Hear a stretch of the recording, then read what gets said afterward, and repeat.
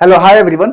आज के इस वीडियो में हम लोग पढ़ने वाले हैं ऑर्गेनिक केमिस्ट्री का एक बढ़िया सा टॉपिक जिसे हमें बोलते हैं इलेक्ट्रॉन डिस्प्लेसमेंट इफेक्ट।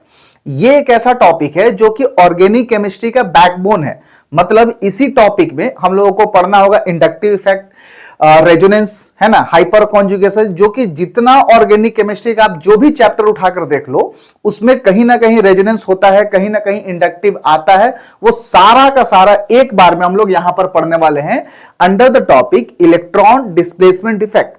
तो समझते हैं क्या होता है। जैसे नाम में आपको पता चल रहा है इलेक्ट्रॉन डिस्प्लेसमेंट इफेक्ट, यानी कि इलेक्ट्रॉन के डिस्प्लेसमेंट, मूवमेंट के वजह से जो एक मॉलिक्यूल में इफेक्ट प्रोड्यूस होता है उसी को बोलते हैं हम लोग इलेक्ट्रॉन डिस्प्लेसमेंट इफेक्ट। ठीक है, आप चाहो तो इसका डेफिनेशन लिख भी सकते हो कि इलेक्ट्रॉन डिस्प्लेसमेंट इफेक्ट का मतलब यह होता है कि एक मॉलिक्यूल में कुछ इफेक्ट का प्रोड्यूस होना due to movement of electrons. ठीक है, अब ये जो इफेक्ट है ना, ये इफेक्ट दो तरह से हो सकता है। ठीक है, एक इफेक्ट हो सकता है परमानेंट इफेक्ट और दूसरा हो सकता है टेम्पररी इफेक्ट। ठीक है, टेम्पररी एंड परमानेंट। अब यहां पर एक बात समझ लो, इफेक्ट दो तरह के, या तो टेम्पररी या तो परमानेंट। और ये जो डिस्प्लेसमेंट हो रहा है इलेक्ट्रॉन का, आपको पता है, हम ये समझ रहे हैं कि केमिकल बॉन्डिंग है कुछ पार्ट्स, है ना, आपको बहुत अच्छे से आता है, जैसे हाइब्रिडेशन अच्छे से आता है ना। किसी एटम में ऑक्टेट कंप्लीट है नहीं है, एक मॉलिक्यूल के फॉर्म में जब दिया जाएगा तो आपको अच्छी तरह आता है, हम ये एज्यूम कर रहे हैं। ठीक है, उसके अनुसार हम बात कर रहे हैं कि इलेक्ट्रॉन जो डिस्प्लेस होगा, एक मॉलिक्यूल में दो ही तरह के तो इलेक्ट्रॉन होते हैं, एक हो सकते हैं सिग्मा इलेक्ट्रॉन और एक हो सकते हैं पाई इलेक्ट्रॉन्स। ठीक है, सिग्मा इलेक्ट्रॉन भाई क्या है, तो sigma electron is nothing but pair of electrons जो कि सिग्मा बॉन्ड बनाए हुए हैं। उसी तरह से पाई इलेक्ट्रॉन्स क्या है, वो इलेक्ट्रॉन्स जो पाई बॉन्ड बनाए हुए हैं। ठीक है, तो अब देखो ध्यान से, परमानेंट इफेक्ट और टेम्पररी इफेक्ट, जो कि आज के इस वीडियो में हम लोग टेम्पररी इफेक्ट को कवर नहीं करने वाले हैं, हम लोग कवर करेंगे सिर्फ और सिर्फ परमानेंट इफेक्ट को।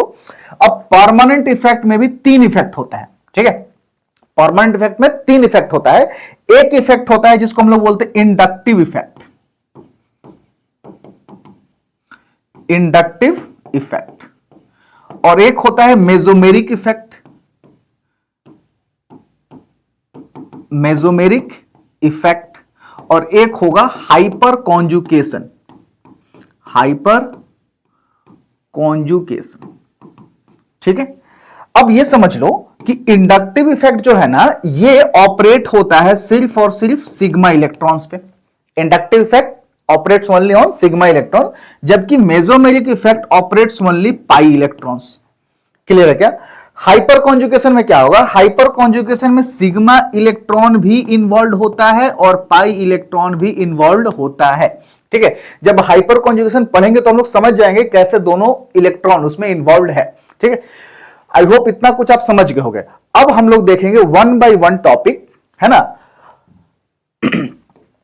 आप ये देखो, सबसे पहला क्या है अपने पास, इंडक्टिव इफेक्ट,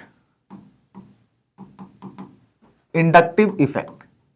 या फिर थोड़ा सा और हम लोग पहले चलते हैं और देखते हैं कि आखिर क्या इफेक्ट हो सकता है। ठीक है, जैसे एक एग्जांपल के तौर पर मैं आपको बता रहा हूं, मान लो कि ये CH3 है, ये CH2 है और ये CH3 है। ठीक है, और हम ये एज्यूम कर लिए हैं कि आपको इलेक्ट्रॉन नेगेटिविटी वगैरह आता है। तो आप ये देखो कि क्या कहीं पर भी इलेक्ट्रॉन नेगेटिविटी डिफरेंस है, क्या है? कार्बन और हाइड्रोजन के बीच में है, कार्बन और हाइड्रोजन के बीच में, कार्बन और कार्बन के बीच में तो इलेक्ट्रॉन नेगेटिविटी का डिफरेंस नहीं है ना। ठीक है, तो यहां पर ये ओवरऑल जो मॉलिक्यूल दिख रहा है आपको, यहां पर कहीं पर भी इलेक्ट्रॉन इधर उधर शिफ्ट नहीं होगा। ठीक है, ये कार्बन कार्बन के बीच में ये जो इलेक्ट्रॉन है सिग्मा इलेक्ट्रॉन कहीं शिफ्ट नहीं होगा। ठीक है, लेकिन क्या हो अगर यहां पर हमको ये ग्रुप लगा दे। ठीक है, यहां से हमें कोई ग्रुप लगा दे, जी ग्रुप। अब ये जो जी ग्रुप है ना, ये जी ग्रुप समझना, ये कोई एटम हो सकता है या तो ग्रुप ऑफ एटम हो सकता है। इसका लेट सपोज करते हैं कि इलेक्ट्रॉन नेगेटिविटी हाई है कंपेयर टू ये जिस एटम से जुड़ा है। तो यहां पर कार्बन एटम से जुड़ा है तो यहां पर इसका इलेक्ट्रॉन नेगेटिविटी लो है, ऐसा हम एज्यूम कर रहे हैं। ठीक है, तो जी ग्रुप का इलेक्ट्रॉन नेगेटिविटी ज्यादा है और कार्बन का इलेक्ट्रॉन नेगेटिविटी कम है। तो ऑब्वियसली कि ये वाला जो इलेक्ट्रॉन दिख रहा है ना आपको, वो किसकी ओर शिफ्ट होगा, जी ग्रुप की ओर, अटैच्ड ग्रुप की ओर शिफ्ट होगा। जिसके वजह से इस पर क्या आएगा, थोड़ा सा डेल्टा माइनस, और इस पर क्या आएगा, डेल्टा प्लस। क्लियर है? अब जब इस पर डेल्टा प्लस आया तो ये भी क्या करेगा, इस वाले इलेक्ट्रॉन को अपनी ओर थोड़ा खींचना स्टार्ट करेगा, जिसके वजह से इस पर क्या आएगा, डेल्टा डेल्टा प्लस, एंड ये आगे ऐसे बढ़ते जाएगा और एक दूसरे को खींचता जाएगा। तो अभी हमने क्या देखा कि जब ये ग्रुप नहीं था तो यहां पर भी कहीं पर भी किसी भी कार्बन पर डेल्टा प्लस वगैरह नहीं था, लेकिन जैसे हमने जी ग्रुप लगा दिया तो ये क्या करने लगा, इलेक्ट्रॉन खींचने लगा अंडर दिस कंडीशन। ठीक है, ऑब्वियसली अगर ये लो इलेक्ट्रॉन नेगेटिविटी का होता और कार्बन हाई होता तो कार्बन खींचने लगता, जिसके वजह से कार्बन पर डेल्टा माइनस आता और जी पर क्या आता, डेल्टा प्लस आता। क्लियर है क्या? एनीवे हम ये बोल रहे हैं कि जब ये जी ग्रुप नहीं लगाए थे तब कार्बन पर कोई भी डेल्टा प्लस या डेल्टा माइनस तो नहीं था, लेकिन जी ग्रुप लगने के कारण से डेल्टा प्लस या डेल्टा माइनस आया। अब इसी जी ग्रुप के कारण से इसमें जो इफेक्ट देखने को मिला, और वो इफेक्ट क्यों प्रोड्यूस हुआ, क्योंकि ये जो सिग्मा इलेक्ट्रॉन है ना, ये शिफ्ट होने लगा या तो टुवर्ड्स द जी ग्रुप या तो away from the G group. Clear है क्या? यही जो इफेक्ट प्रोड्यूस हुआ ना, इसी को हम लोग बोलते हैं इलेक्ट्रॉन के डिस्प्लेसमेंट के कारण से इफेक्ट देखने को मिला। ठीक है, हालांकि ये जो इफेक्ट है सिग्मा इलेक्ट्रॉन पर अप्लाई हो रहा है, ऑपरेट हो रहा है, तो इसीलिए ये इंडक्टिव टाइप है। ठीक है, तो अब हम लोग स्टार्ट करते हैं इंडक्टिव इफेक्ट। ठीक है, देखो ध्यान से समझो, अपने पास पहला टॉपिक है इंडक्टिव इफेक्ट। इंडक्टिव इफेक्ट तो थोड़ा वीडियो लेंदी ना हो जाए, थोड़ा लंबा ना हो जाए, है ना, इस चीज को थोड़ा सा हम लोग सिंप्लीफाई करने जा रहे हैं कि जो भी डेफिनेशन हम बोलेंगे, है ना, जो भी डेफिनेशन रिलेटेड पॉइंट्स होगा वो आपको खुद से लिखना है, हम यहां पर लिखेंगे नहीं। ठीक है, हम उसको रिपीट कर देंगे, बोल देंगे, आप लिख लोगे। ठीक, जैसे इंडक्टिव इफेक्ट का पहला ही पॉइंट है कि ये एक परमानेंट इलेक्ट्रॉन डिस्प्लेसमेंट इफेक्ट है जो कि ऑपरेट होता है सिर्फ और सिर्फ सिग्मा इलेक्ट्रॉन्स पे। ठीक है, आप इसको लिख सकते हो बढ़िया से। दूसरा पॉइंट ये होता है कि इलेक्ट्रॉन डिस्प्लेसमेंट इफेक्ट जो होता है वो डिस्टेंस डिपेंडेंट होता है। जैसे मान लेते हैं कि यहां पर कार्बन कार्बन कार्बन, कुछ कार्बन ऐसे है, ठीक है, कार्बन, और यहां पर हमने लगाया कोई ग्रुप जी, यहां पर कोई जी ग्रुप लगाया। अब इस जी ग्रुप के वजह से क्या होगा ये बताओ, या तो जी ग्रुप खींचेगा जिसकी वजह से इस पर, इस कार्बन पर क्या आएगा, डेल्टा प्लस, या तो ये जी ग्रुप इधर की ओर कार्बन चेन की ओर इलेक्ट्रॉन को पुश कर देगा। ठीक है, तो यहां पर क्या आएगा अपने पास, डेल्टा माइनस, तो यहां पर डेल्टा माइनस देखने को मिलेगा, यहां पर भी डेल्टा डेल्टा माइनस देखने को मिलेगा, यहां पर भी डेल्टा डेल्टा माइनस देखने को मिलेगा।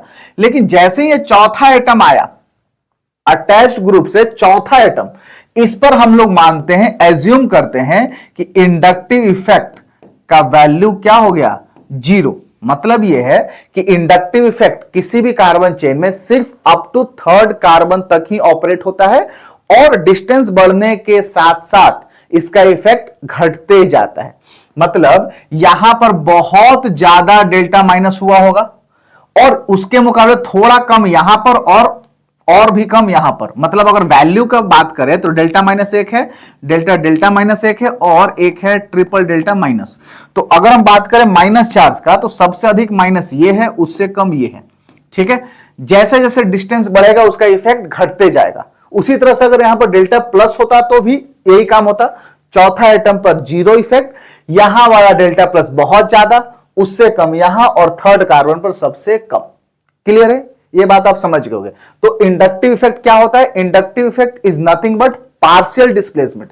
यहां पर क्या हुआ है, पार्शियली डिस्प्लेस हुआ है सिग्मा इलेक्ट्रॉन।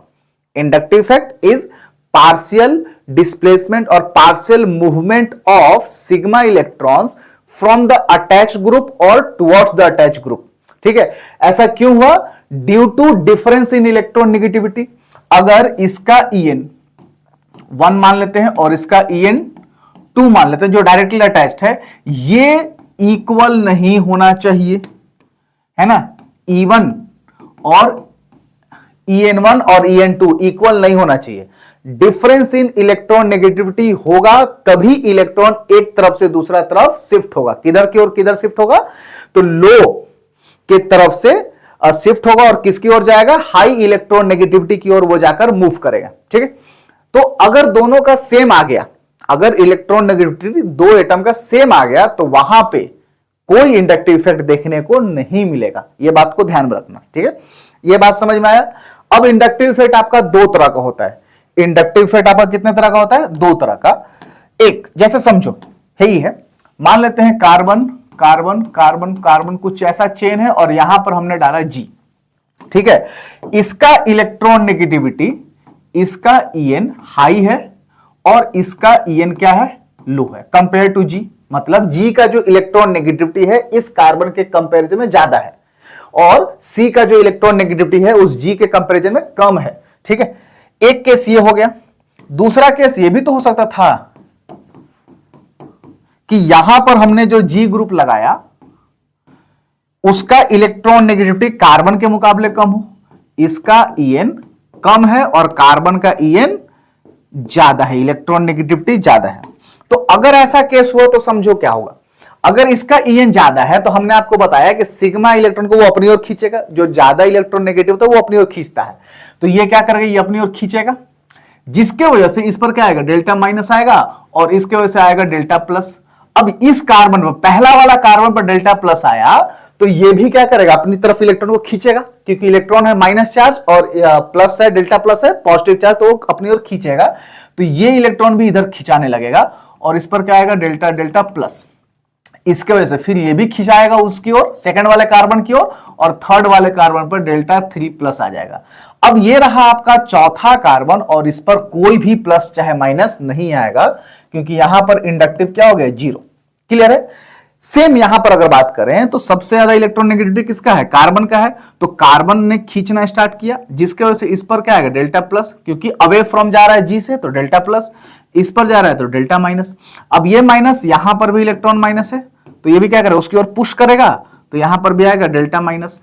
फिर उसी तरह से ये इधर की ओर जाएगा तो इस पर आएगा ट्रिपल डेल्टा माइनस। अब ये फिर चौथा कार्बन रहा तो यहां पर भी इफेक्ट क्या हो जाएगा? इंडक्टिव का, जीरो। अब जरा ध्यान से समझो, दो ये केस था, केस दो था। This is your case number 1 and this is your case number 2। Correct है? Case number 1, case number 2। यहां पर हम बोल रहे हैं कि ये जो कार्बन का चेन है ना, इसको सिस्टम बोल दे रहे हैं। ये जो कार्बन कार्बन का चेन है उसको सिस्टम बोल दिया, और सिस्टम से कोई ग्रुप जुड़ा है जी, ठीक है क्या? इसको हमने नाम दिया SYSTEM, सिस्टम। इसको भी हमने नाम दे दिया सिस्टम। तो जरा ध्यान से देखो, पहला वाला केस में क्या हो रहा है कि सिस्टम में से जब जी, सिस्टम के साथ जब जी को जोड़ा गया, कोई ग्रुप यानी कोई सिंगल एटम चाहे ग्रुप ऑफ एटम, जब इसको सिस्टम से जोड़ा गया तो सिस्टम में से इसने इलेक्ट्रॉन खींचना स्टार्ट किया। मतलब जी ग्रुप ने क्या किया? सिस्टम का इलेक्ट्रॉन डेंसिटी घटाने लगा। वहीं पर इधर देखो, ये जो जी था जब सिस्टम के साथ जोड़ा गया तो ये सिस्टम को इलेक्ट्रॉन देने लगा, यानी सिस्टम में इलेक्ट्रॉन बढ़ाने लगा। इसने इलेक्ट्रॉन डेंसिटी सिस्टम से डिक्रीज किया, जबकि इसने इलेक्ट्रॉन डेंसिटी सिस्टम से बढ़ा दिया। तो वैसा सिंगल एटम या फिर ग्रुप ऑफ एटम जो किसी सिस्टम में जब जुड़ेगा तो उसमें से इलेक्ट्रॉन डेंसिटी को डिक्रीज करेगा, तो उस इफेक्ट को हम लोग बोलते हैं माइनस आई इफेक्ट। पहला बात, यहां पर इसको क्या बोलेंगे हम लोग? माइनस आई इफेक्ट, यानी कि यहां पर माइनस आई, ठीक है। और ये जो ग्रुप है उसको हम लोग बोलेंगे माइनस आई ग्रुप। इसको क्या बोलेंगे हम लोग? Minus I group. सिमिलरली अगर कोई ग्रुप, सिंगल एटम या फिर ग्रुप ऑफ एटम, जो कि सिस्टम में जुड़ने के बाद उसमें इलेक्ट्रॉन डेंसिटी बढ़ाएगा, तो इस इफेक्ट को हम लोग बोलेंगे plus I effect. Plus I effect. और ये जो ग्रुप है इस ग्रुप को हम लोग बोलेंगे plus I group. I hope आप ये बात समझ गए होंगे। Minus I effect, plus I effect. Minus I effect होता है due to presence of minus I group, plus I effect होता है due to presence of plus I group. What is mean by plus I group and minus I group?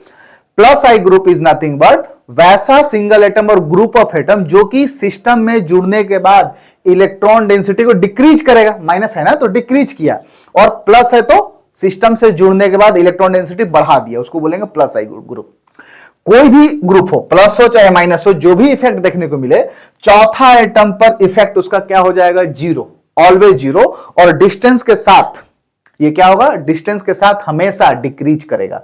ठीक है, आई hope आप ये बात समझ गए, प्लस आई एंड माइनस आई। अब समझते हैं कि कैसे पहचानेंगे कोई प्लस आई ग्रुप है कि कोई माइनस आई ग्रुप है। जरा समझो, हम लोग कार्बन कार्बन का चेन का बात करते हैं तो कार्बन से जितने भी ज्यादा इलेक्ट्रॉन नेगेटिविटी वाले एटम है सब का सब एज अ वर्क करेंगे माइनस आई, क्योंकि वो खींचना स्टार्ट करेगा ना, ठीक है। कुछ कुछ एक्सेप्शन आएगा वो हम लोग देखेंगे, ठीक है। जैसे देखो माइनस आई ग्रुप के बारे में बात कर रहे हैं।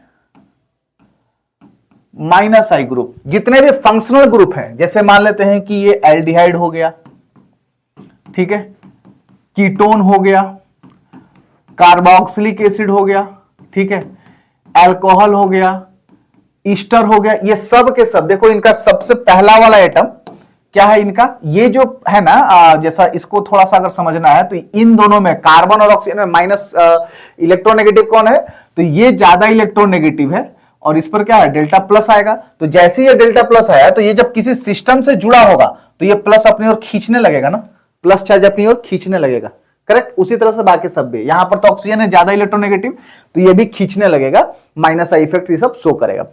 और भी है फ्लोरीन, क्लोरीन, है ना, ब्रोमीन, आयोडीन, इवन इनका स्ट्रेंथ अगर बात करें तो फ्लोरीन का सबसे ज्यादा माइनस आई होता है। क्यों? Fluorine is highly electronegative compare to other halogens, तो ये माइनस आई का इफेक्ट है।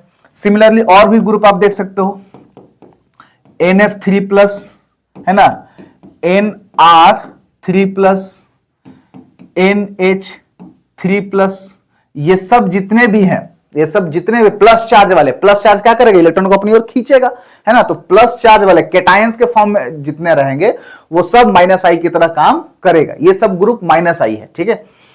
अगर प्लस आई के बारे में बात करें तो प्लस आई ग्रुप क्या होगा समझो। प्लस आई ग्रुप, तो प्लस का मतलब क्या होता है, जो इलेक्ट्रॉन डेंसिटी भर देगा सिस्टम में, है ना, उसमें इंक्रीज करा देगा। तो प्लस आई ग्रुप के नाम पर हम लेते हैं CH3 मिथाइल, है ना, इथाइल, है ना, ये सब एल्काइल ग्रुप्स। अब अल्काइल ग्रुप्स में क्या होता है समझो, जैसे जैसे नंबर ऑफ कार्बन बढ़ेगा, जैसे जैसे नंबर ऑफ कार्बन बढ़ेगा उनका प्लस आई इफेक्ट भी बढ़ेगा, जैसे जैसे कार्बन बढ़ेगा वैसे वैसे प्लस आई इफेक्ट भी बढ़ेगा। तो हम ऐसा बोल सकते हैं कि इसका प्लस आई सबसे कम, इसका थोड़ा ज्यादा और इसका सबसे अधिक, उसमें सबसे ज्यादा है ना कार्बन, ठीक है।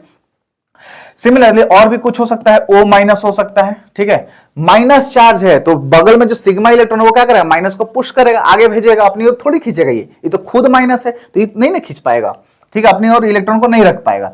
उसी तरह से NH माइनस है, CH माइनस हो गया, ये सब इलेक्ट्रॉन जो है ना, प्लस यहां पर लिख दिया, सॉरी, यहां पर क्या हो जाएगा माइनस, ये सब इलेक्ट्रॉन जो है वो अपनी ओर खींचेंगे, ये सब के सब अपनी ओर इलेक्ट्रॉन को खींचेंगे, ये सॉरी इलेक्ट्रॉन देंगे, सॉरी इलेक्ट्रॉन को क्या करेंगे सिस्टम में पुश करेंगे। ये इधर ऐसे सिस्टम है तो सिस्टम में ऐसे इलेक्ट्रॉन को भरेंगे, ये सब का सब प्लस आई ग्रुप है, ये सब का सब प्लस आई ग्रुप है।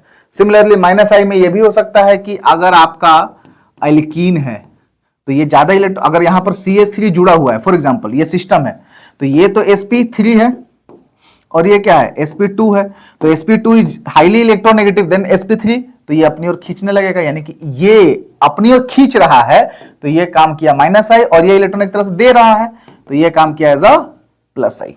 सिमिलरली आप ट्रिपल बॉन्ड भी देख सकते हो, ये क्या है sp है, अगर यहां पर हमने CH3 जोड़ दिया तो ये क्या है sp3 है, तो फिर वो जो अल्काइन है ये वाला अपनी ओर खींचेगा और ये कहलाएगा माइनस आई ग्रुप, और ये फिर कहला जाएगा plus I group. I hope कि इंडक्टिव इफेक्ट आप समझ गए होंगे, ठीक है।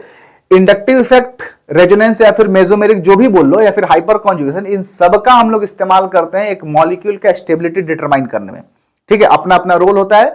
लेकिन जब हम लोग तीनों पढ़ लेंगे तभी एक मॉलिक्यूल का स्टेबिलिटी हम लोग डिटरमाइन कर पाएंगे। क्यों? क्योंकि जब भी स्टेबिलिटी हम लोग देखते हैं तो हमेशा स्टेबिलिटी ऑर्डर जो चेक करना होता है वो सबसे पहले डिटरमाइन होता है रेजोनेंस से, यानी मेसोमेरिक से। अगर कहीं कंपैरिजन करना है कि इन दोनों तीनों में कौन ज्यादा स्टेबल होगा तो जो रेजोनेंस बताएगा। अगर रेजोनेंस टाई हो गया दो या दो से अधिक मॉलिक्यूल में, या फिर रेजोनेंस हो ही नहीं रहा है, तब बारी आएगा हाइपर कॉन्जुगेशन उसको दिखाएगा कि हाइपर कॉन्जुगेशन के अकॉर्डिंग कौन ज्यादा है कौन कम है। अगर हाइपर कॉन्जुगेशन भी नहीं हो पाया तब आएगा इंडक्टिव। इसीलिए अभी स्टेबिलिटी ऑर्डर के बारे में बात हम लोग नहीं करेंगे। सो इतना तक आपका पूरा टॉपिक जो भी जेई सिलेबस में है वो सारा का सारा इंडक्टिव इफेक्ट में कवर हो गया।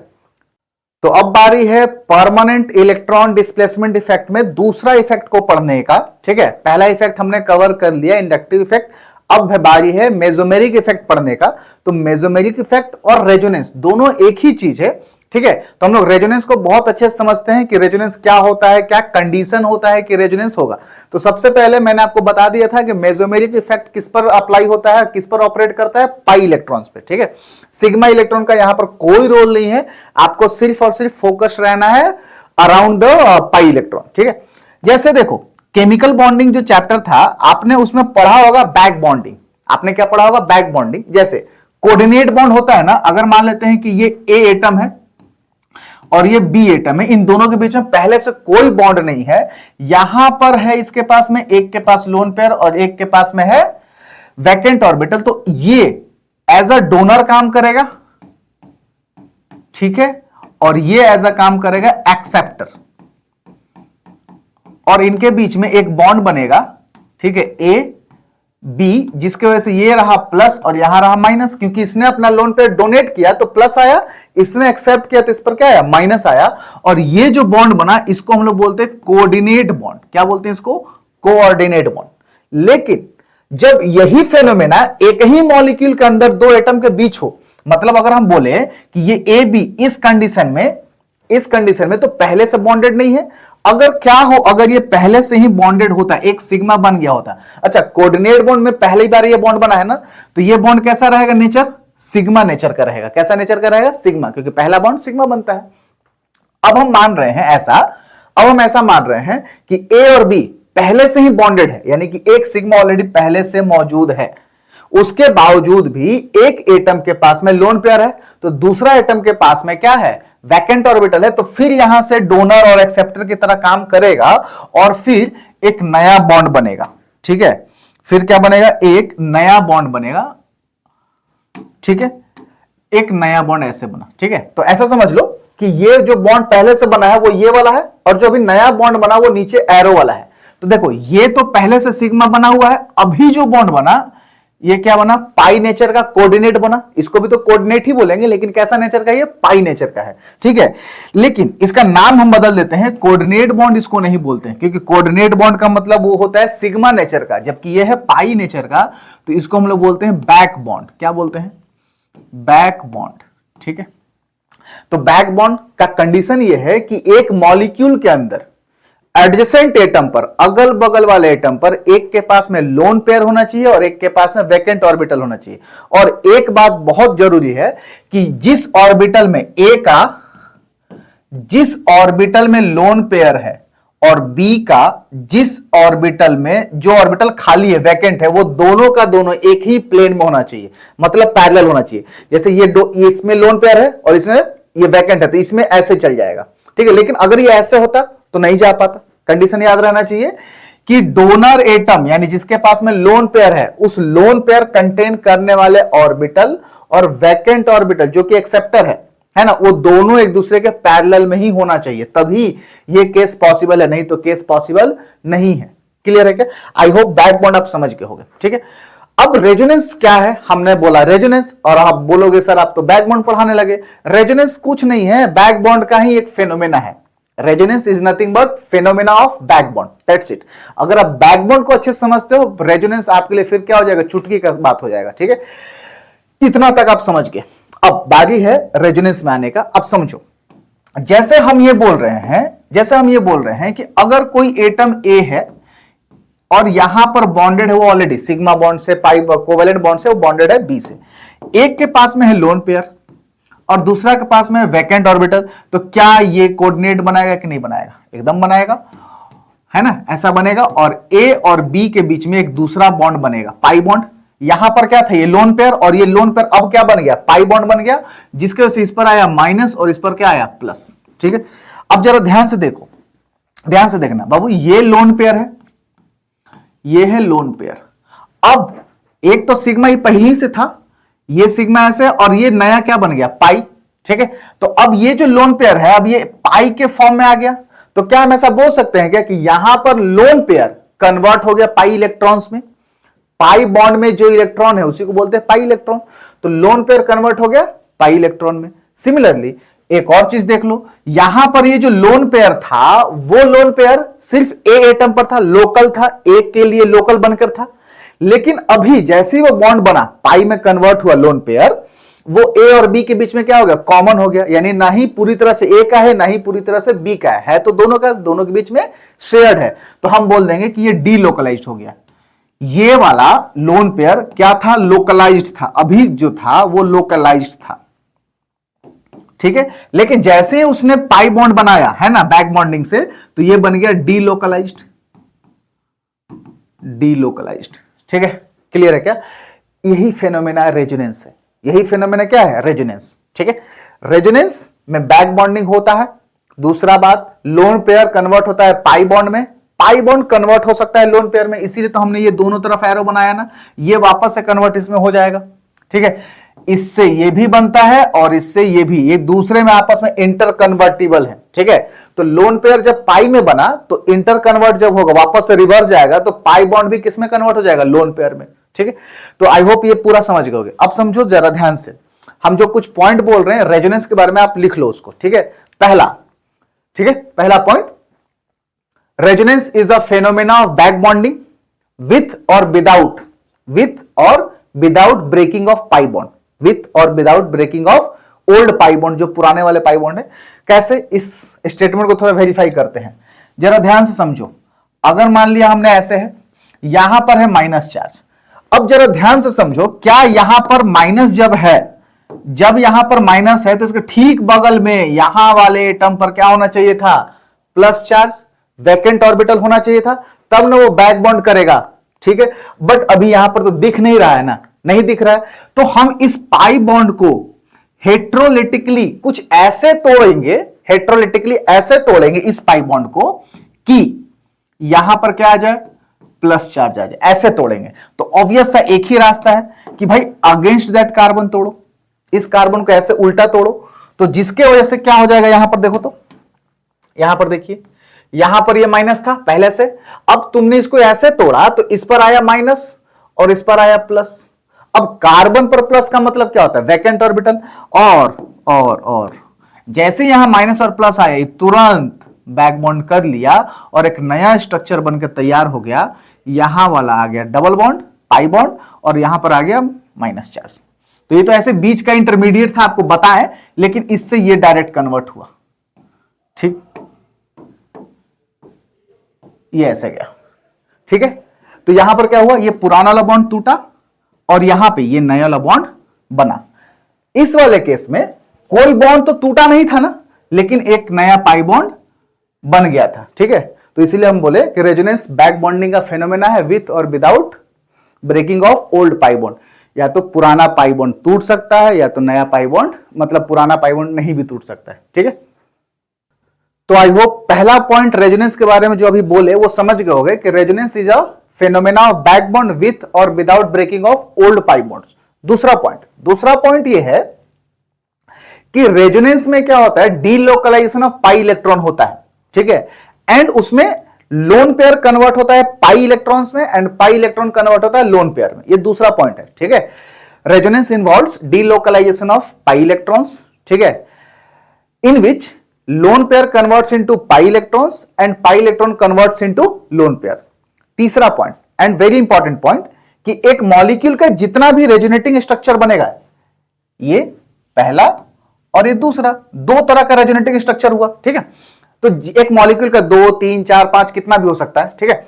तो एक मॉलिक्यूल का जितना भी रेजोनेटिंग स्ट्रक्चर होता है वो सब का सब हाइपोथेटिकल होता है, एक्चुअल नहीं होता है। जब हम इनका हाइब्रिड बनाते हैं, हाइब्रिड है ना, हाइब्रिड बनाना सीखेंगे तो हाइब्रिड स्ट्रक्चर ही उस मॉलिक्यूल का एक्चुअल स्ट्रक्चर होता है, ठीक है।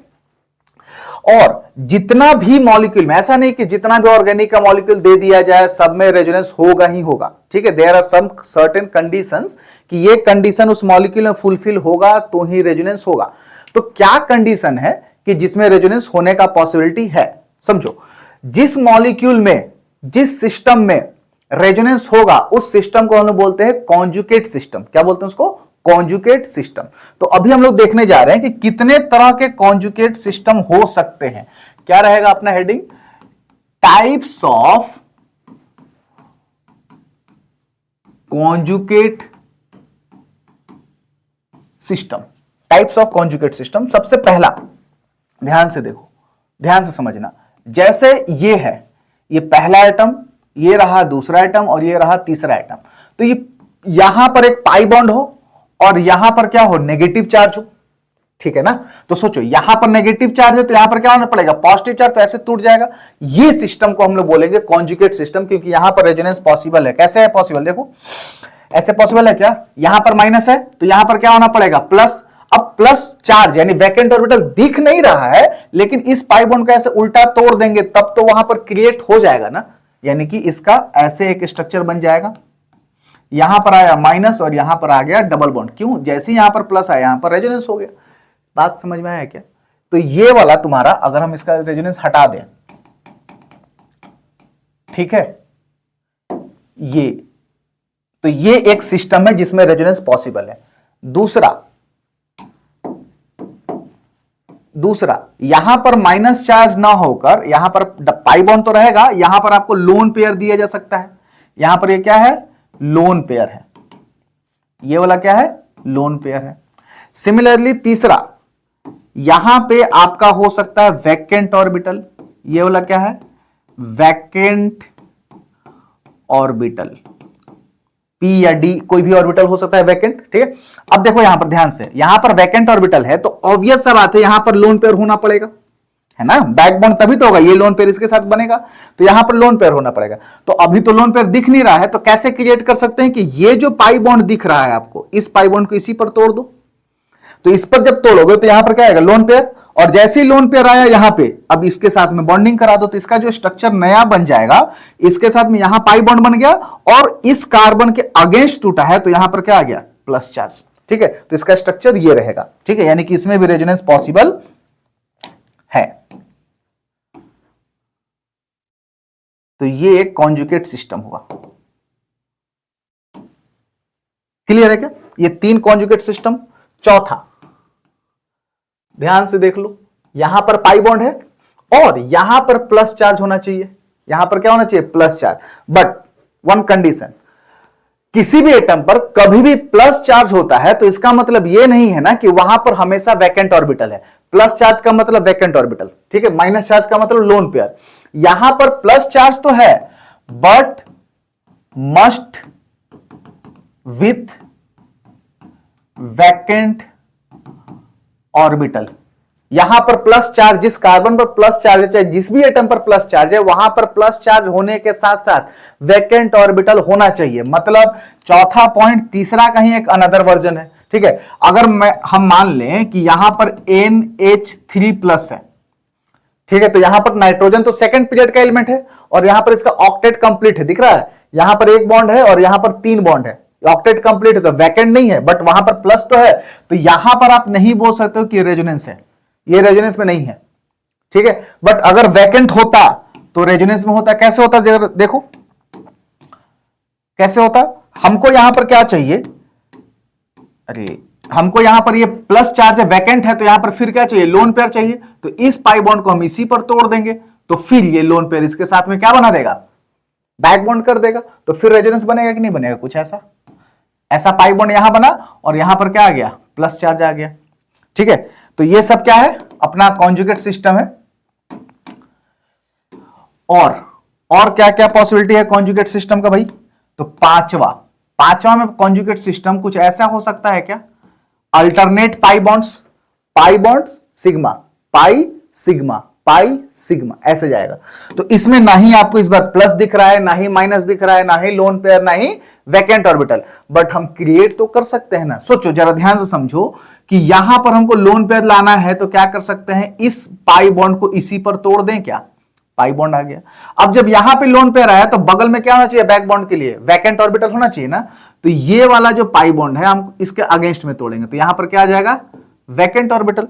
और जैसे ही वैकेंट ऑर्बिटल आया तो ये लोन पेयर इसके साथ में क्या बना दिया? बॉन्ड बना दिया। तो इसका स्ट्रक्चर क्या रहेगा जरा देखो, बीच में बॉन्ड बना, यहां पर बॉन्ड बना दिए, इस कार्बन के अगेंस्ट में टूटा है ना तो इस पर आ गया प्लस, और इस कार्बन पर उसी पर टूटा है ना तो इस पर क्या आ गया? प्लस। तो इसका अगला फॉर्म ये बनेगा स्ट्रक्चर वाइज। ठीक है, आई होप आप ये समझ गए अगला स्ट्रक्चर। देखो फिर से नेक्स्ट फॉर्म क्या है, अल्टरनेट पाई बॉन्ड्स, इनको हम लोग बोलते हैं कॉन्जुगेट एल्कीन। 6 नंबर में जो आपका है यहां पर फ्री रेडिकल, क्या आएगा यहां पर, फ्री रेडिकल। ठीक है, ये क्या है, फ्री रेडिकल। तो फ्री रेडिकल के साथ में भी बैक बॉन्डिंग हो सकता है। जरा देखो ध्यान से, क्या हो सकता है कि ये पाई बॉन्ड कुछ ऐसे तोड़े कि यहां पर फ्री रेडिकल है, तो भाई फ्री रेडिकल आने के लिए तो हमको होमोलिटिक तोड़ना पड़ता है। अभी तक 5 पॉइंट तक हम लोगों ने सिर्फ और सिर्फ हेट्रोलेटिकली तोड़ा है पाई बॉन्ड को, अभी कैसे तोड़ना पड़ेगा, होमोलिटिकली, जिसके कारण से यहां पर आएगा फ्री रेडिकल, यहां पर आएगा फ्री रेडिकल। अच्छा, यहां पर फ्री रेडिकल पहले से ही है, तो ये पहले से जो है ये वापस से क्या बन जाएगा, बॉन्ड बना लेगा, तो इसका रेजोनेटिंग स्ट्रक्चर ये बन जाएगा। ठीक है, तो ये 6 पॉइंट ऐसे हैं, ये 6 पॉइंट ऐसे हैं जो आपको ध्यान रखने हैं, है ना। इन्हीं 6 तरह का अगर आपको कहीं पर भी किसी मॉलिक्यूल में आजू बाजू जैसा कुछ दिखे तो आपको समझ लेना है कि वहां पर रेजोनेंस होगा। वन कंडीशन, ठीक है, वन कंडीशन कि जितना भी लोन पेयर वैकेंट ऑर्बिटल है, जहां पर भी बैक बॉन्डिंग हो रहा है, जिसमें एक लोन पेयर होगा और बगल वाले पर क्या होगा, वैकेंट ऑर्बिटल, वो दोनों ऑर्बिटल एक दूसरे के प्लेन में होने चाहिए, प्लेन में। ठीक है, वो एक दूसरे के क्या होने चाहिए, प्लेन में। जैसे अगर एक एग्जांपल के रूप में हम बात करें आपसे कि आपको दिखेगा कि वहां पर अल्टरनेट पाई बॉन्ड्स हैं, जैसे सीओटी एक होता है साइक्लो ऑक्टाडाइइन टेट्राइन, सॉरी ये है, आपको दिख रहा है pi sigma pi alternate type. Alternate type का मतलब कुछ ऐसा सिस्टम पांचवा जैसा, तो आप बोलोगे हां सर रेजोनेंस तो होगा, बट इसमें रेजोनेंस नहीं हो रहा है, इसमें रेजोनेंस नहीं हो रहा है क्योंकि इसका जो स्ट्रक्चर होता है ओरिजिनल, आप ये देखोगे कि ये दो ही पैरेलल वाले जो अपोजिट वाले पाई बॉन्ड है वही सिर्फ सामने होते हैं। तो अगर इन दोनों को उठा दो ऐसे, ठीक है, ठीक है, ये कार्बन ये कार्बन ये कार्बन ये कार्बन, इन दोनों कार्बन हमने ऊपर उठा दिया, तो ये दोनों कार्बन ये वाला है यहां वाला, और इधर का 2 कार्बन ये वाला है। ठीक है, तो यहां पे जो पाई बॉन्ड है जरा देखो तो एक प्लेन में कहां पे है, एक ये ऊपर है ये नीचे है, ये ऊपर है तो ये नीचे, कहीं पर भी दोनों 2 पाई बॉन्ड लगातार एक प्लेन में नहीं है। ठीक है, जिसके वजह से ये क्या है, नॉन प्लेनर है, नॉन प्लेनर है, तो इनमें कॉन्जुगेशन नहीं हो रहा है, इसमें कॉन्जुगेशन नहीं है, तो आप ये ध्यान रखना इसमें कॉन्जुगेशन नहीं है, सेम प्लेन में नहीं है। ठीक है, ओके, आप समझ गए होंगे क्या क्या सिस्टम है ना, इनमें क्या क्या सिस्टम है जिसमें कि रेजोनेंस हो सकता है। जरा कुछ सवाल देखते हैं कि रेजोनेंस कैसे बना सकते हैं, जरा देखो ध्यान से। अगर ये मॉलिक्यूल है CH3 C double bond O पर माइनस, तो क्या इसमें रेजोनेंस पॉसिबल है कि नहीं है, आप देखो थोड़ा समय लो। एक एटम पर माइनस चार्ज है तो उसके ठीक बगल वाले एटम पर पाई बॉन्ड तो है ना, ये सिस्टम कॉन्जुगेशन में है, तो क्या होगा, यहां पर माइनस है तो यहां पर क्या होना पड़ेगा, प्लस।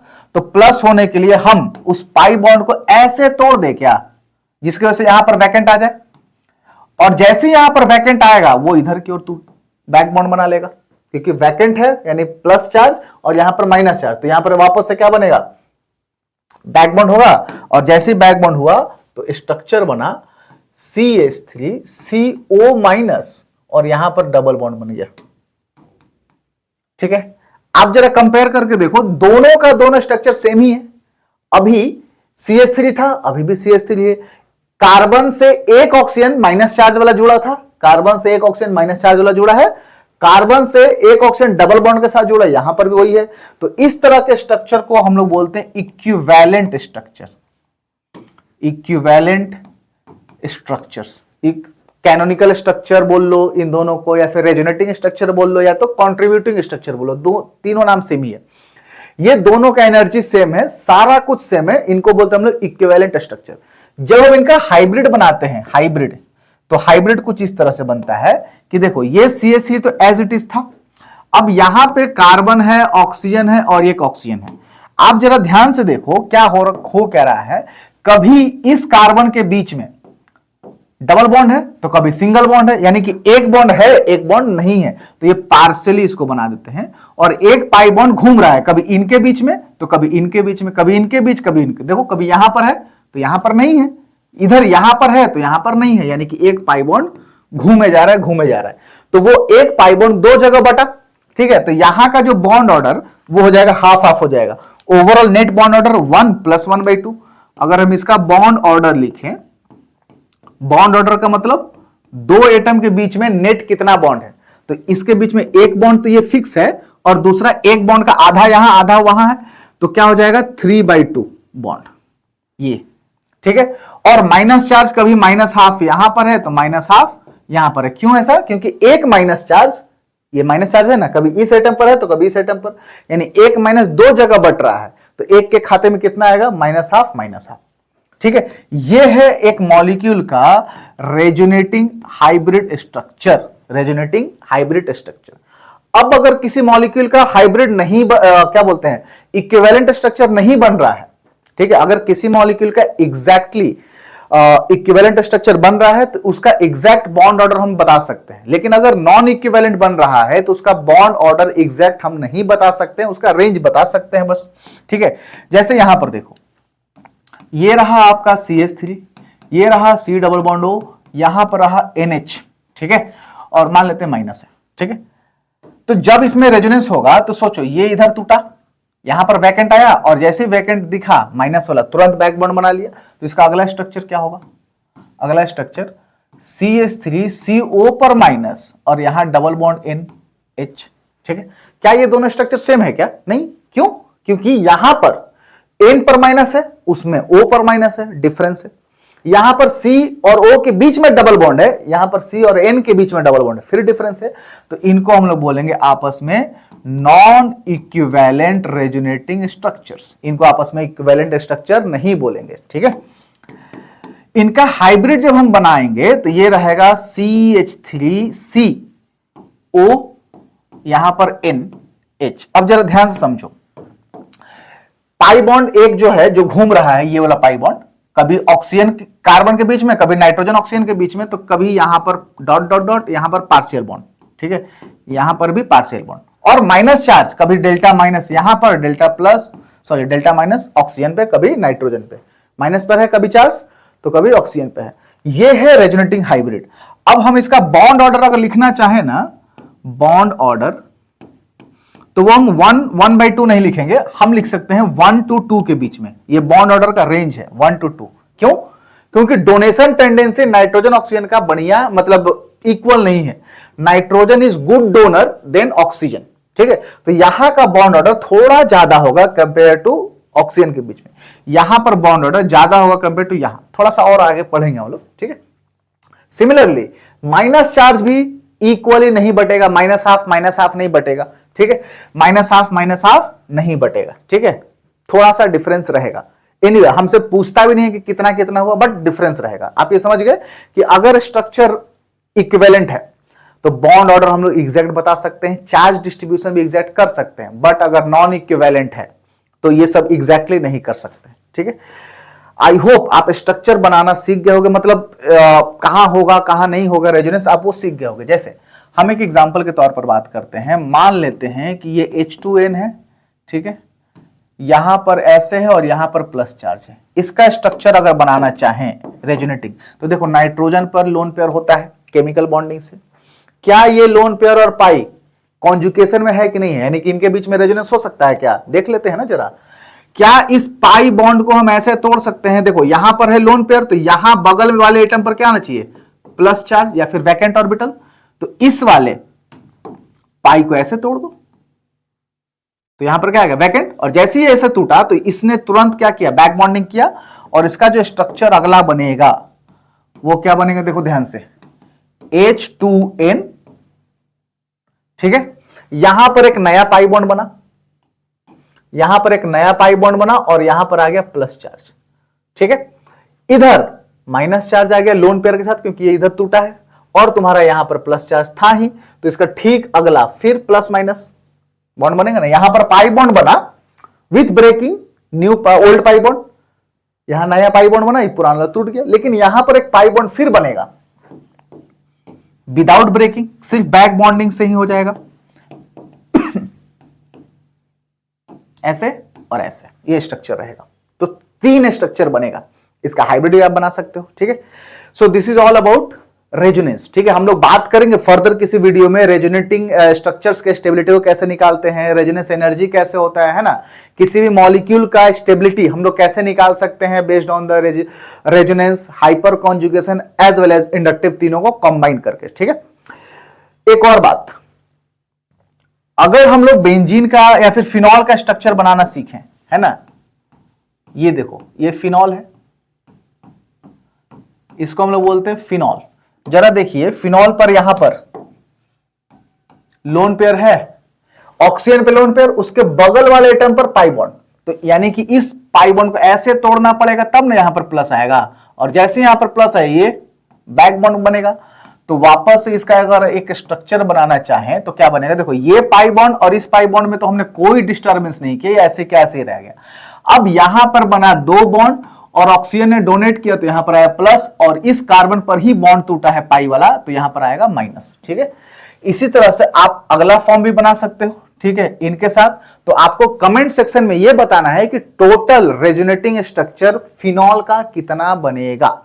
एक और सवाल देकर जाएंगे, ठीक है, एक और सवाल, ये स्ट्रक्चर हम आपको दे रहे हैं,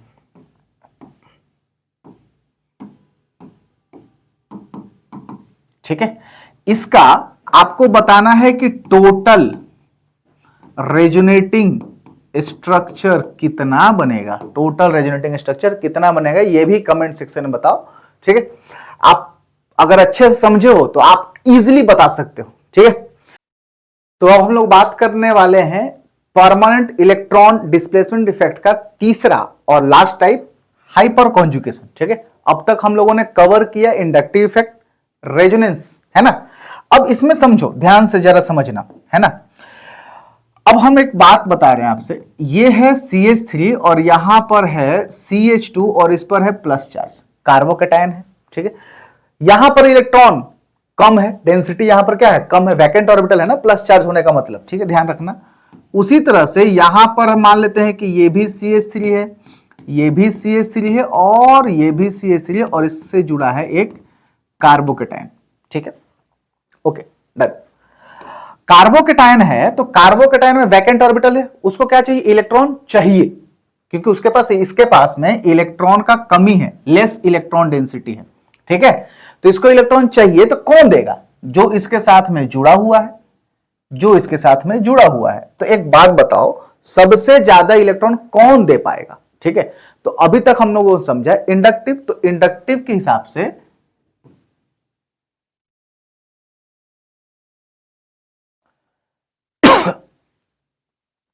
तो अभी तक हम लोगों ने समझा इंडक्टिव, तो इंडक्टिव के हिसाब से ये ज्यादा देगा, क्योंकि अभी हम आपको बताए थे कि इंडक्टिव में अल्काइल जब होगा तो जितना ज्यादा कार्बन एटम होगा उतना ही ज्यादा उसमें inductive effect, plus I effect ज्यादा होगा।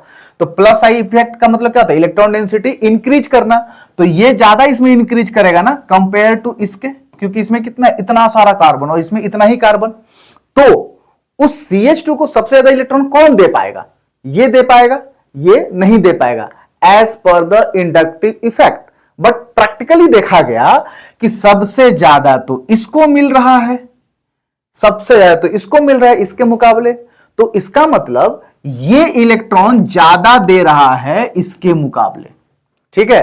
तो इंडक्टिव इफेक्ट के हिसाब से तो ऑर्डर कुछ और आया, एक्चुअल में ऑर्डर कुछ और है।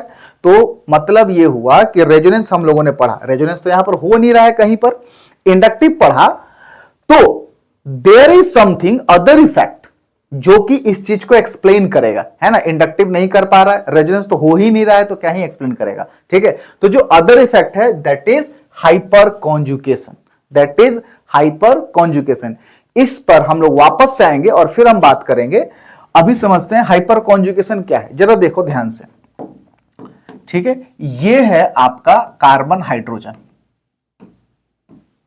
ठीक है, और यहां पर है प्लस चार्ज। तो सबसे पहले समझना है कि कहां कहां हाइपर कॉन्जुगेशन होता है। हाइपर कॉन्जुगेशन सिर्फ 3 जगह होता है, ठीक है। पहला, कार्बन पर प्लस रहना चाहिए, यहां पर होगा, और यहां से जो जुड़ा होगा हाइड्रोजन कार्बन कुछ तो होगा, ठीक है। दूसरा कंडीशन होता है कि अल्कीन है ना, अल्कीन में यहां पर भी CH3 है, यहां पर भी देखो CH3 है, ठीक है। और तीसरा कंडीशन होता है कार्बन पर फ्री रेडिकल, तो इससे जुड़ा हुआ CH3 है, इससे जुड़ा हुआ CH3 है। तो सबसे पहला जो आपका हाइपर कॉन्जुगेशन होगा वो सिर्फ 3 ही जगह होगा। एक, कार्बोकेटायन यानी कार्बन पर प्लस होना चाहिए, दूसरा एल्कीन के केस में, और तीसरा फ्री रेडिकल के केस में। फ्री रेडिकल के केस में ये 3 जगह मिलेगा। अब ऐसा नहीं कि जहां जहां ये तीनों मिला वहां पर हाइपर कॉन्जुगेशन होगा ही होगा, हम ऐसा तो नहीं बोल रहे। हम बोल रहे यही 3 जगह मिल सकता है। क्या कंडीशन है कि अब मिलेगा ही मिलेगा, सर्टेन एंड श्योर है। तो आप जरा समझो, जिस कार्बन पर प्लस है उसके आजू बाजू वाला, उससे जो डायरेक्टली कनेक्टेड कार्बन होते हैं उन कार्बन को हम लोग बोलते हैं अल्फा पोजीशन। सिमिलरली जिस कार्बन पर डबल बॉन्ड है उस कार्बन से जो डायरेक्टली कार्बन जुड़ा, यानी कि ये वाला, तो इसको बोलेंगे अल्फा, और इससे भी जुड़ा है तो ये अल्फा कार्बन। उसी तरह से जिस कार्बन पर फ्री रेडिकल है उससे जो डायरेक्टली कार्बन जुड़ा है उसको बोलते हैं अल्फा पोजीशन। क्लियर है क्या? अब कंडीशन क्या है समझ लो कि अल्फा पोजीशन, पहला कंडीशन, अल्फा कार्बन पर हाइब्रिडाइजेशन sp3 होना चाहिए। पहला कंडीशन, अल्फा कार्बन क्या होना चाहिए? sp3 होना चाहिए, पहला। दूसरा कंडीशन है कि अल्फा कार्बन मस्ट हैव या फिर मस्ट कंटेन एटलीस्ट, मतलब क्या करें इसको, ऐसे करें क्या? ठीक है, ठीक है, कंटेन्स, अरे यार इसको थोड़ा सा ऊपर कर देते हैं, इसको इधर कर दे, ठीक है। देखो, alpha carbon must contain at least 1 hydrogen, कम से कम एक हाइड्रोजन होना चाहिए। हाइड्रोजन का मतलब कोई भी आइसोटॉप, हाइड्रोजन, ड्यूटेरियम, ट्रिटियम, कोई भी 3 हो सकता है, बट ये होना चाहिए कंडीशन। क्या क्या कंडीशन है? अल्फा पोजीशन, आई होप समझ गए होगा अल्फा पोजीशन। वो अल्फा पोजीशन sp3 होना चाहिए। दूसरा, उस sp3 अल्फा कार्बन पर कम से कम एक हाइड्रोजन तो होना ही चाहिए।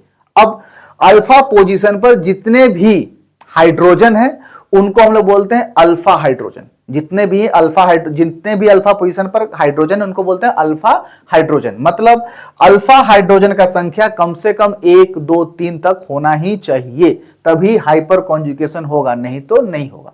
ठीक है, अब चलो देखते हैं कैसे होता है हाइपर कॉन्जुगेशन, उस पर थोड़ा ध्यान दे देते हैं। हमने बोला कि यहां पर CH3 हम ले लिए, ठीक है, ऐसे हाइड्रोजन ले लो ना, हाइड्रोजन हाइड्रोजन हाइड्रोजन, और यहां पर है प्लस चार्ज, ठीक है, और ये रहा CH2, ऐसा कुछ है। तो क्या ये कार्बोकेटायन है? कार्बोकेटायन है, इसका मतलब वहां पर हाइपर कॉन्जुगेशन होने का संभावना है। होने का संभावना, थोड़ा बगल में देख लो, इस कार्बन से डायरेक्टली कौन जुड़ा? ये कार्बन, यानी ये अल्फा पोजीशन। क्या ये अल्फा पोजीशन sp3 है? तो आई होप हमको आपका केमिकल बॉन्डिंग के नॉलेज पर कोई शक नहीं है, और हम बोल देंगे कि ये कार्बन क्या है? sp3 है। अब जब ये sp3 है तो इस पर देखो तो एक से ज्यादा तो हाइड्रोजन है ना, 3 हाइड्रोजन है, तो यहां पर हाइपर कॉन्जुगेशन होगा ही होगा। अब देखते हैं कैसे होगा, ठीक है, जरा ध्यान से देख लो क्या फेनोमेना होता है, इसका मैकेनिज्म क्या होता है, समझना। ये जो भी चीज दिख रहा है आपको, ठीक है, ये जो भी चीज दिख रहा है, अल्फा पोजीशन वाला एक हाइड्रोजन को ऐसे करोगे कि इस कार्बन हाइड्रोजन के बीच में जो सिग्मा बॉन्ड है इसको आप तोड़ देना, किसके ऊपर? कार्बन के ऊपर। जैसे आपने कार्बन के ऊपर तोड़ा, अच्छा जरा यहां पर देखो तो रेजोनेंस है क्या? यहां पर कॉन्जुगेट सिस्टम है क्या? रेजोनेंस जिसमें होगा उसको बोलते हैं कॉन्जुगेट सिस्टम। क्या यहां पर रेजोनेंस होगा? ये तोड़ो नहीं, फिलहाल सोचो CH3 ही है, तो क्या ऐसे है? ये CH3 और यहां पर प्लस चार्ज, क्या यहां पर रेजोनेंस है क्या? रेजोनेंस तो नहीं है, करेक्ट है ना, रेजोनेंस नहीं है। अब हमने तोड़ा, CH बॉन्ड को तोड़ा, जिसके वजह से क्या हुआ? यहां पर C हाइड्रोजन, ये हाइड्रोजन 2 ऐसे रहा, और इस पर क्या आया? लोन पेयर आया, और यहां पर H प्लस अलग हो गया, ठीक है।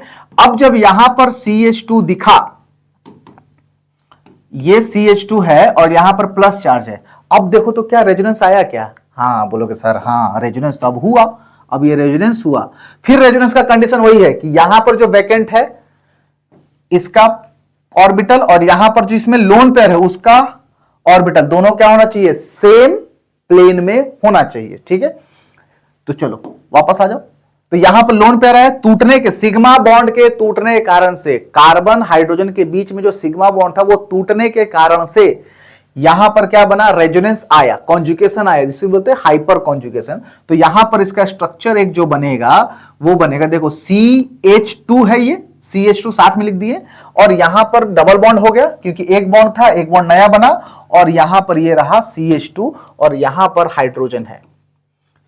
यही है हाइपर कॉन्जुगेशन, और इस स्ट्रक्चर को हम लोग बोलेंगे हाइपर कॉन्जुगेटिव स्ट्रक्चर। ठीक है, तो कितना बन सकता है इस मॉलिक्यूल का? तो ये भी हाइड्रोजन तो टूट सकता था ना, जब ये दोनों साथ लगा रहा था, ये हाइड्रोजन H+ बन के बाहर निकलता, सिमिलरली ये भी बन के निकलता, तो एक और स्ट्रक्चर बनता। तो जितना भी अल्फा हाइड्रोजन होगा उतना ही उसका हाइपर कॉन्जुगेटिव स्ट्रक्चर बनेगा। क्लियर है बात क्या? जितना अल्फा कार्बन होगा, अल्फा कार्बन पर हाइड्रोजन होगा, जितना भी अल्फा हाइड्रोजन होगा उतना ही ज्यादा हाइपर कॉन्जुगेटिव स्ट्रक्चर बनेगा। तो ये रहा इन केस ऑफ केटायन। अब अगर हम बात करें ट्रिपल बॉन्ड के बारे में, ठीक है, सॉरी डबल बॉन्ड के बारे में, एल्कीन। फिर ये एल्कीन है बाबू, देखो ये CH3 है, तो इस CH3 को थोड़ा एक्सपेंड करके लिखते हैं। यहां हाइड्रोजन है, फिर इस हाइड्रोजन को हम क्या करना चाह रहे हैं? इसको तोड़ दे रहे हैं कार्बन पर। जैसे तोड़ेंगे तो क्या हो जाएगा? ये हो जाएगा CH2 और यहां पर आया माइनस, इस कार्बन माइनस, और यहां पर हाइड्रोजन अलग से है, और यहां पर डबल बॉन्ड। फिर देखो यहां रेजोनेंस नहीं था, अभी टूटने की वजह से कार्बन हाइड्रोजन सिग्मा बॉन्ड टूटने की वजह से यहां पर रेजोनेंस आया, और जैसे ही रेजोनेंस आया तो हम बोलेंगे कि यहां पर माइनस है तो यहां पर प्लस होना चाहिए, तो ये बॉन्ड इधर की ओर टूटा, और यहां पर प्लस आया तो ये बॉन्ड ऐसे बना। तो इसका स्ट्रक्चर जो बनेगा अगला हाइपर कॉन्जुगेटिव यहां बना, और ये माइनस, और यहां पर H+ ऐसे है। तो इसका हाइपर कॉन्जुगेटिव स्ट्रक्चर ये है, उसका हाइपर कॉन्जुगेटिव स्ट्रक्चर वो है। ठीक है, आई होप आप समझ गए। Similarly in case of triple bond भी हम देख सकते हैं, सॉरी फ्री रेडिकल भी देख सकते हैं। यहां पर CHH और यहां पर CH2 और ये फ्री रेडिकल। तो इस केस में फ्री रेडिकल है ना, तो यहां पर भी फ्री रेडिकल हुआ, देखो यहां पे सॉरी हाइड्रोजन यहां फ्री रेडिकल है, तो ये क्या होगा? ये वाला कार्बन हाइड्रोजन के बीच का बॉन्ड जो है होमोलेटिक टूटेगा, तो यहां फ्री रेडिकल आएगा, और जब फ्री रेडिकल आएगा तो इनके बीच में क्या बनेगा? एक बॉन्डिंग होगा। ठीक है, कुछ ऐसा। ठीक है, यहां बॉन्ड बन गया और ये हाइड्रोजन फ्री रेडिकल के फॉर्म में अलग है। तो यहां पे हाइपर कॉन्जुगेशन भी आप समझ गए। हाइपर कॉन्जुगेशन का मतलब कॉन्जुगेशन पहले से तो नहीं है, लेकिन कार्बन और हाइड्रोजन का बॉन्ड होमोलेटिक या फिर हेट्रोलेटिक टूटने के वजह से, डिपेंड की क्या बोलते हैं, बगल में क्या है। ठीक है, होमोलेटिक कब टूटेगा? जब फ्री रेडिकल है। हेट्रोलेटिक कब टूटेगा? जब या तो प्लस चार्ज है या तो डबल बॉन्ड है ना, अल्कीन है। तो टूटने के वजह से कॉन्जुगेशन आया, उसी को बोलते हैं हम लोग हाइपर कॉन्जुगेशन। कंडीशन क्या है? अल्फा पोजीशन पर, अल्फा वाले कार्बन पर कम से कम एक हाइड्रोजन होना ही चाहिए, और वो अल्फा पोजीशन sp3 होना चाहिए। ये भी कंडीशन याद रखोगे आप। ठीक है, इतना तक में कोई दिक्कत नहीं। अब आते हैं हम वापस से अपने शुरुआत का एग्जांपल जो हम लिए थे हाइपर कॉन्जुगेशन के समय पे। ठीक है, ये है आपका CH3 और यहां पर है प्लस चार्ज। ठीक है, ये CH2। ठीक है, सिमिलरली यहां पर कुछ ऐसे था, ये है CH3, ये है CH3, और यहां पर है CH3 और ये CH2, कुछ ऐसा ही एग्जांपल था। हमने बोला कि इसका स्टेबिलिटी मतलब ये इसमें ज्यादा इलेक्ट्रॉन दे रहा होगा। अब एक बात बताओ, हम आपको बताए थे सबसे ज्यादा इफेक्टिव तीनों स्ट्रक्चर, तीनों इफेक्ट में सबसे ज्यादा इफेक्टिव तो होता है रेजोनेंस, उसके बाद होता है हाइपर कॉन्जुगेशन, और उसके बाद होता है इंडक्टिव। क्या हमने आपको ये बताया कि नहीं? सबसे पहले स्टेबिलिटी किससे देखेंगे? रेजोनेंस। नहीं मिला आंसर, टाई हो गया है ही नहीं, तो हाइपर कॉन्जुगेशन, उसके बाद में इंडक्टिव जाएंगे। ठीक है, इंडक्टिव के अनुसार ऑर्डर तो हमको ये दिख रहा है ज्यादा। क्यों? क्योंकि आपको बता चुके हैं कि इसमें ज्यादा कार्बन है और इसमें कम कार्बन है, तो अल्काइल के केस में ज्यादा कार्बन यानी ज्यादा प्लस आई, तो ये ज्यादा प्लस आई दे रहा होगा। ये क्या कर रहा होगा? ज्यादा प्लस आई दे रहा है, यानी कि इसमें इलेक्ट्रॉन डेंसिटी बहुत ज्यादा भर रहा है। ये थोड़ा कम दे रहा है, ये भी प्लस आई। लेकिन इंडक्टिव से भी पहले हाइपर कॉन्जुगेशन है कि नहीं? ठीक है, अब जरा देखो यहां पर 3 अल्फा एच है, अल्फा हाइड्रोजन कितना है? 3 है, ये अल्फा पोजीशन है, और इसका अल्फा पोजीशन तो ये है। यहां पर हाइड्रोजन है क्या? नहीं है, 0 अल्फा हाइड्रोजन, 0 अल्फा हाइड्रोजन। अब जरा समझो, यहां पर जैसे एक भी कार्बन हाइड्रोजन बॉन्ड टूटता है तुरंत रेजोनेंस होने लगेगा, यानी इसमें रेजोनेंस होगा। तो सबसे ज्यादा इफेक्टिव कौन हुआ? या फिर रेजोनेंस को थोड़ा भूल जाओ, तो इसमें 0 अल्फा एच है, तो हम बोल सकते हैं इसमें कि नो हाइपर कॉन्जुगेशन। इसमें हाइपर कॉन्जुगेशन हो ही नहीं रहा है, जबकि इसमें हाइपर कॉन्जुगेशन हो रहा है।